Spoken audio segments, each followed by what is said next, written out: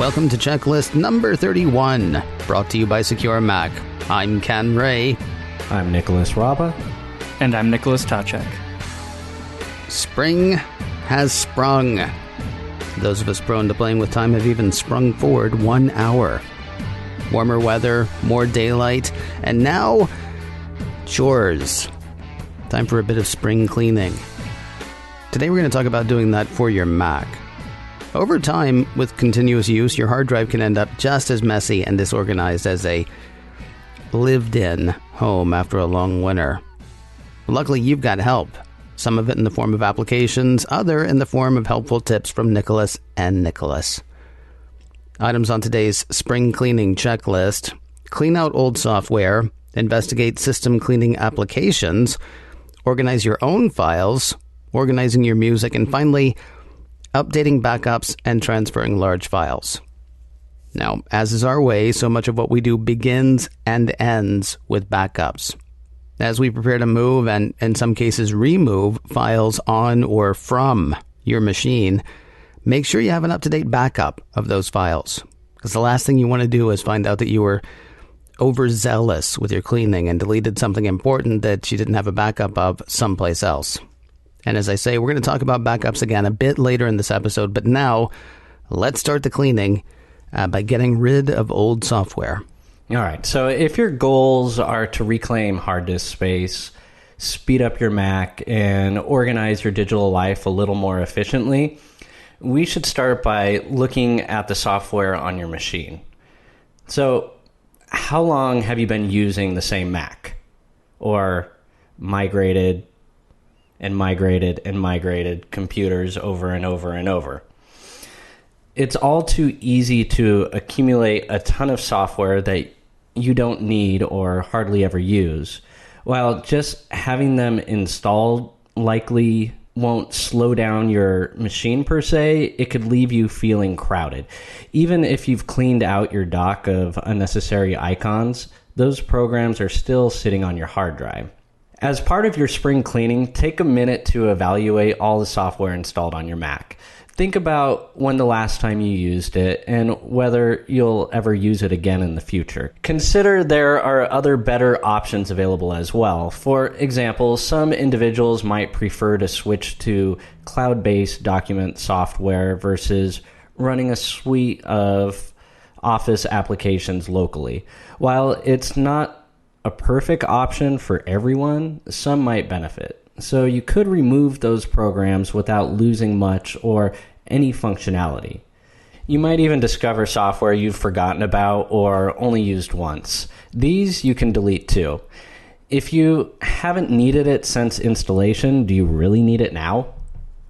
One thing to be aware of: while many apps, especially those downloaded from the Mac App Store, can safely be removed by dragging them to the trash, sometimes the uninstall process is a bit more complex than that.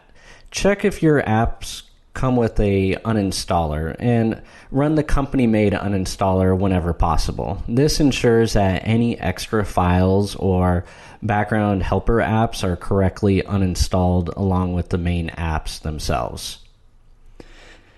So let's talk about the download folder. When was the last time you've emptied it out? It's way too easy to forget about, especially if you frequently download files like documents from the web. Or think about all of those calendar events that you click on, you download, it gets imported into your calendar app. Those are all sitting there as well. Check to see whether it needs cleaning and sorting. If you've already installed the files, you can remove the disk images. You're probably going to clean up a huge chunk of space there. Take a look at your downloads folder. How many items do you guys actually have in there? Nick, come on, fess up. I have 2,000 items in my downloads folder right now, and I actually am not sure how it got that large. That's insane. Exactly 2,000 items. Holy smokes. Ken, how many you got in yours? It looks like under 150, maybe under 100. But I got a bunch of disk images. I've got a bunch of disk images in there, though, that I don't need. And come to think of it, they're actually for programs that I don't need either. So that's fun. How do I have 2,000 items? This is insane. I'm on a new Mac right now, so my download folder has 8 items in it, most of which are calendar events like flights and things like that. So I'm winning over here. Yeah, well, I love the brag, actually. I'm on a new Mac, so I only have 8 items. So, fine. That just means I didn't copy everything over from my old Mac. That's still around here, and I still use that way too often. So there are some great options available for tracking down files taking up a lot of space on your Mac. And we'll list some of those on the website. One that comes to mind is Daisy Disk, which is available in the Mac App Store. If you're using a utility like this to track down files and folders, just be sure that you still have an up-to-date backup before you start deleting things, just in case you accidentally get rid of something important. One thing to note with apps like Daisy Disk is that depending on how you configure it can show you the largest files on your system in a variety of folders, not just your user files. So you'll see stuff in your downloads folder, but you might see some system files that seem really large, and those are the ones where we have to be a little more careful about just deleting them. Don't necessarily get rid of a file just because it's big and you don't recognize it, because it might be a critical system component. So you might need to do a little more research rather than just deleting things with a vengeance. So it's interesting, actually. We're ending that item on the list with an application, because now we're heading into other applications. Talk to me about some system cleaning applications that we might look into. Well, one of the things is the system cleaning applications can definitely be what you'd want to turn to when it comes to removing some of those folders with taking up a large amount of space that you're not quite sure about. Once you've removed unnecessary software, apps, stuff that is okay to remove, it's time to focus on other space-saving measures. It's a chance not just to clear out extra junk, but to protect your privacy as well. There are a variety of cleaning apps available for the Mac out there. They all claim to do various things, from cleaning up files left over by uninstalled programs to identifying the largest files on your hard drive, like Daisy Disk that we just mentioned previously. These products all offer various levels of utility, but do be aware and watch out for fakes when you research them. As we know, malware authors love to create fake utilities that look legitimate but deploy malicious software on your Mac. So go with trusted name brand, as it were, software from the Mac App Store or third-party websites that comes recommended. So we just mentioned protecting your privacy by doing your spring cleaning. So what do we mean by that? Well, we actually have an app for that, Privacy Scan. With the amount of web browsing we all do daily, we leave a considerable amount of data behind in our digital wake. That includes browsing history, website cookies, recent search history, and, of course, cache files.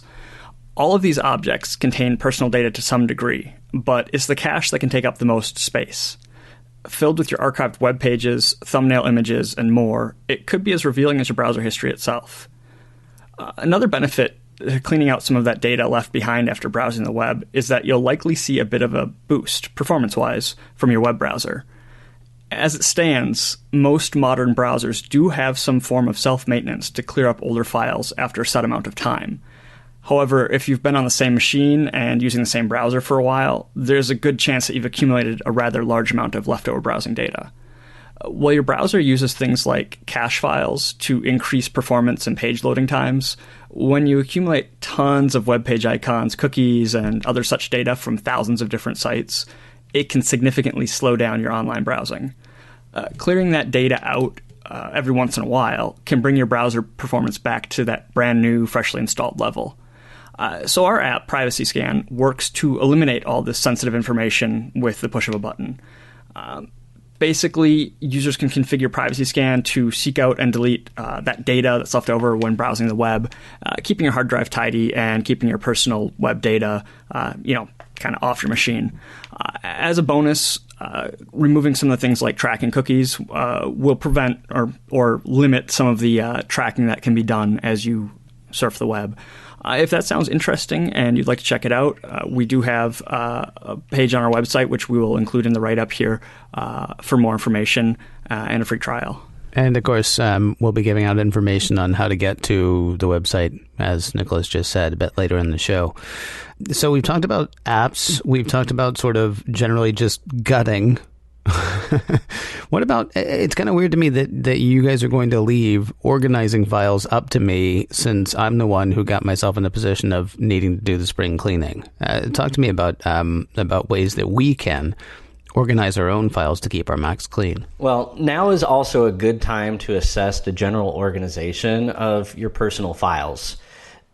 Think about potential ways to better arrange personal documents, photo, and everything else that you have. Most of us don't need to use highly technical systems, but do try to group things logically. If your files are messy and unorganized, now's the best time to consider how to bring some order to the chaos. It'll make all your other spring cleaning efforts much easier. I was just thinking about how I have a folder on my computer. When my desktop gets cluttered, I just take everything from the desktop and I just dump it into a folder. Does that actually help you keep it organized? No, it's not organized. Well, it is on this new computer because I don't have that folder yet. Right, yes, we've established. You have a new computer. I make those folders, I call them desktop junk, and then the date that I created the folder on, and I throw all the random, stuff that's not really categorized easily into that folder. And then the next time I'm cleaning my desktop, that first desktop junk folder usually goes into another one with a newer date. And I'm really bad about that. I need to get better about my organization. I don't use the labels. There's a lot of stuff built into the operating system itself that you can use to help with organization. That's one thing I really am bad at, and I should really try harder to use the operating system the way Apple is trying to make things easy to organize, and there are a lot of built-in ways to do so. And I remember when they first announced the tags and the labels and how easy it is to find this and that. I was like, that's cool. I need to totally start doing that. I need to go back to those videos and watch it again to get reacquainted with it. Yes, this is the way I'm going to do it, rather than just throwing everything into a folder, because I'm sure a lot of people do that. But again, as Ken noted, on this new computer, I'm not doing that just yet. So I have a chance now to do it. Time to get into a new habit. Yeah, so I won't just preach this. I'll start to do this. We'll have to check in with you in 6 months, see how it's going. With your personal files organized, it should be easier to sort through them. However, there is one issue every computer user finds frustrating to deal with, and that's duplicate files. Dupes most commonly come in the form of extra music or image files. You may have imported several albums containing the same tracks, for example. In other cases, maybe you save pictures from your iPhone camera roll multiple times. Regardless of what type of duplicates you're dealing with, finding and deleting them can be tiresome. However, it's worthwhile for its disk saving and organizational benefits. So how should you go about finding the duplicates? It depends on your focus. First, let's consider duplicate music files. It's a very common problem. The duplicates feature in iTunes should be your first step. To access this, open iTunes, click Show Duplicate Items in the Library pane of the File menu. iTunes will present you with a list of all the duplicates it can identify in your music library. There's another option in there that should give a little bit more clarity. If you hold down the Option key while you access the menu, it'll reveal it as Show Exact Duplicate Items. And it makes it simpler to find duplicates from the same album. Correct me if I'm wrong, something like this might have, obviously what happened, we talked a few weeks ago about Jim Dalrymple and his whole thing with iTunes Match and how it overwrote some files. This, it sounds like, would help me, if I've got the album version of something and the live version of something, if I'm looking at the list, what I'm going to see is the Cars, Shake It Up, and the Cars, Shake It Up. But then if I forget that one of those is live and one of those is the album, I might just pull one of those out and throw it away because I think, why do I need two? This basically goes a little bit deeper, helps you differentiate between two recordings with the same name by the same artist, but with actual different properties. Is that right? Exactly. It's checking instead of the metadata, like the album title, the song title, and artist, it's making sure that the actual data for the file itself is an exact match. So you're not deleting the live version and getting rid of you're not keeping the live version and getting rid of the real, the studio recording one, or vice versa.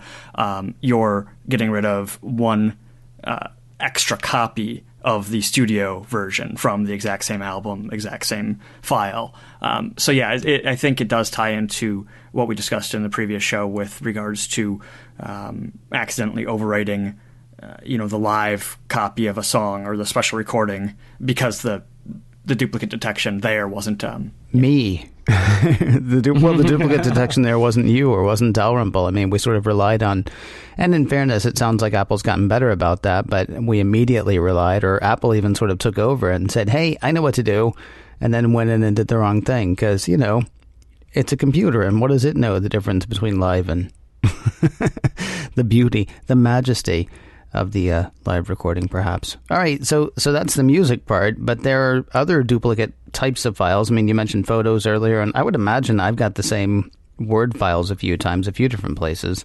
What about going through and finding the rest of those duplicates?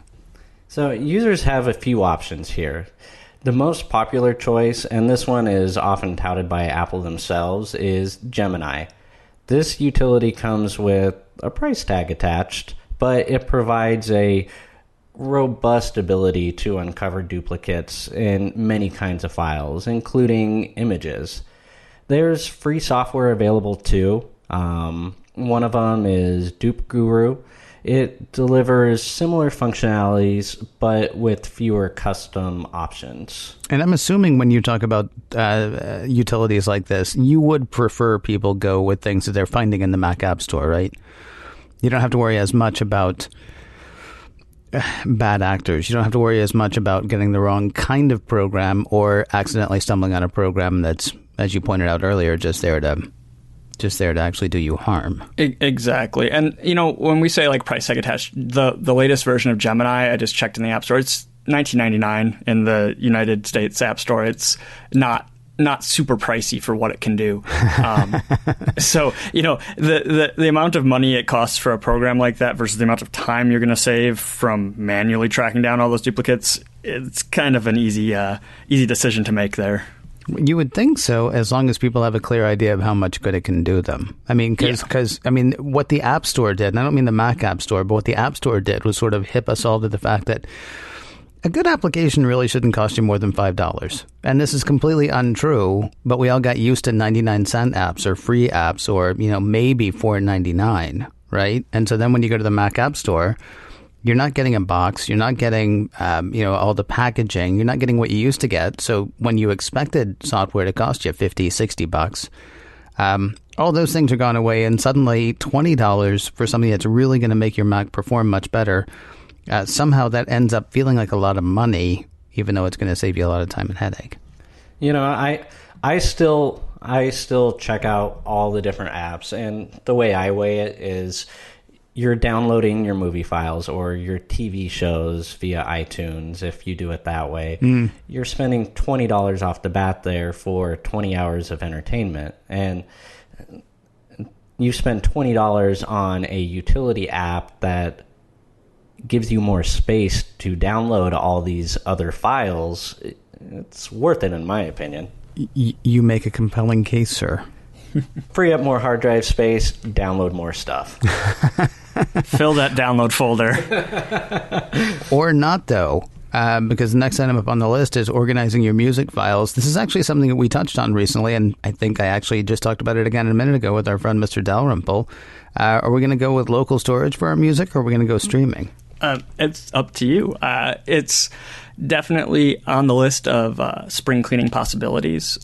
One of one of the options is just remove all the music from your hard drive altogether.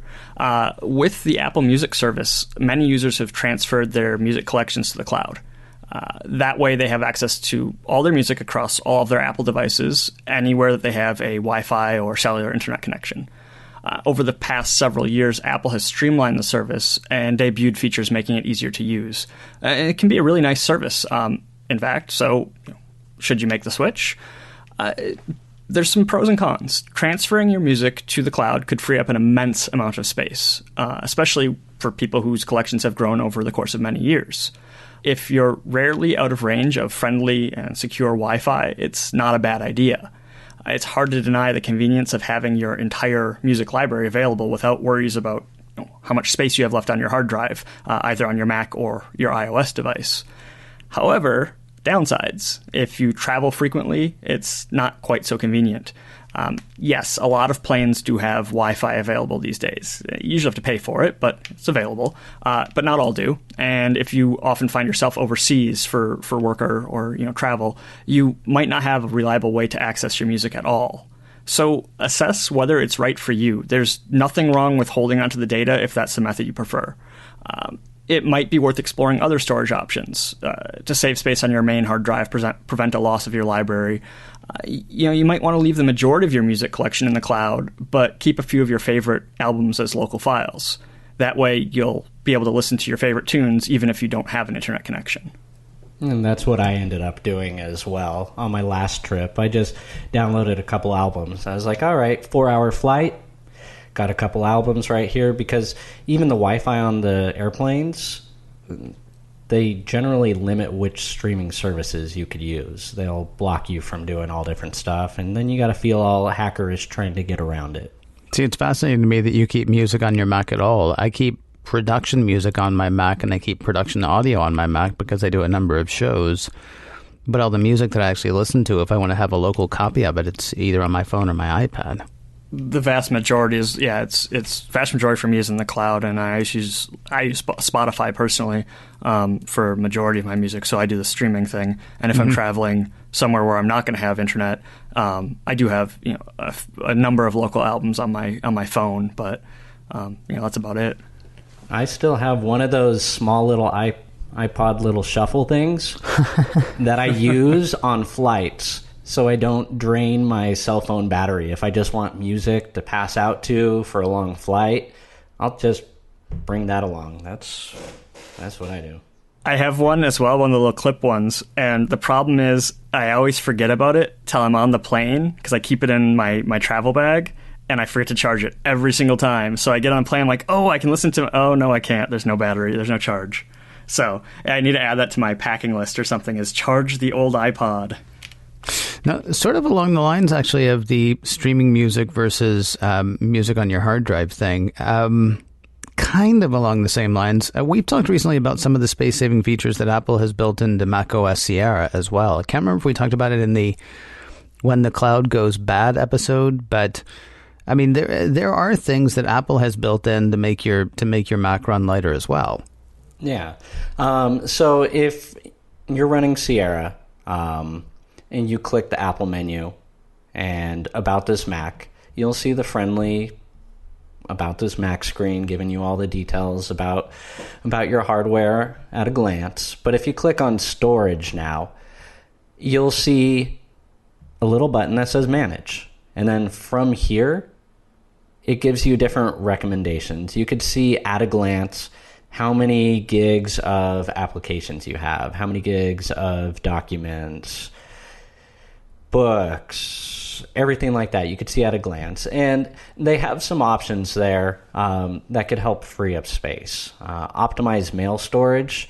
This one will save space by downloading attachments from only recent mail messages. So it'll free up everything. It'll remove everything that isn't recent. And then I'll try to re-download it later. There's a couple of different options here for you to take a look at. But clicking through the menu, you could sort by size. You could see when it was last accessed. We talked about, apps on your computer that you haven't used in a while. this is a good spot to see as well at a glance. And you could save some space over here. Taking a look at the last item on today's list, I said we're going to start with backups and end with backups. Let's talk about updating backups and transferring large files. Well, first ask yourself this crucial question. How recent are my backups? If you don't know the answer, or if you know it and it isn't recent, then it's time to update them. Whether you're using Apple's Time Machine or another backup solution, it's important to always ensure that your backups are current and receive regular updates. There's no telling when a digital disaster could strike, and hard drives don't give much warning before they suffer a failure. You should not only bring your backup copies up to date, but consider setting up a regular synchronization schedule to provide some real peace of mind. After you've taken care of these steps, you should look at removing any other large files from your hard drive. Most commonly, these files are going to be movies, TV shows, and other media you've accumulated. And if you use a network-attached storage device, transferring big movies over to the storage not only keeps space free for other things on your Mac, but makes those files available to other machines on your network too. In fact, with the right tinkering, you could even stream media from network storage to your devices. For hobbyists who use their Macs for video, photo, or sound editing, this is also an opportunity to move old project files and other associated data into archival folders on network storage. With copies stored there and in your backup, your old work will be safe and sound. Meanwhile, it won't continue to clutter up your hard drive. And now you can work on new projects with a clear idea of where the file exists. Just to clarify there, you're always going to want to have a backup of your important files.